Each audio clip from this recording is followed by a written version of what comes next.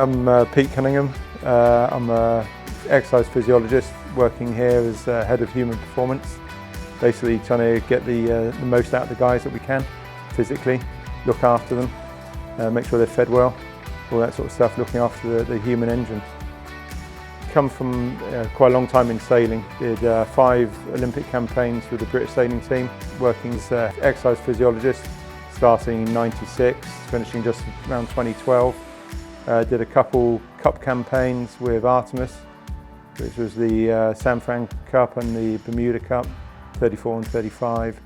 And then did a couple of years in Singapore, running the Olympic program for their sailing team.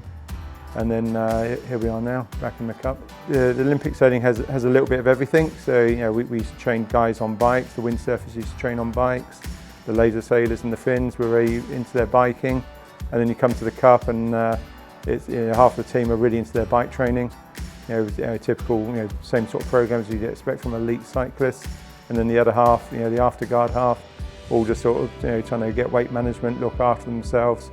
I think the arm grinding's got a real niche to it. It's a very complicated sort of movement. When I think bike training's fairly more straightforward. The actual underlying physiology is the same. You've got to develop aerobic power. You need some top end, some sprint anaerobic sort of capacity, and it's just a matter of trying to get the numbers as high as you can, which is in a way not too dissimilar to what the arm grinding was. I think arm grinding was a very specific activity which you don't do much aerobically with your upper body. When your lower body, you walk, you run, you jog, you bike, everything's aerobic on the lower body, but not much aerobic with the upper body. So, but the underlying physiology is the same. The principles of training is the same. Worked with a lot of successful teams, a lot of Olympic medalists. Worked with a Volvo team that's won the Volvo race. It'd be great to win the America's Cup, and I think it's the pinnacle of the sport.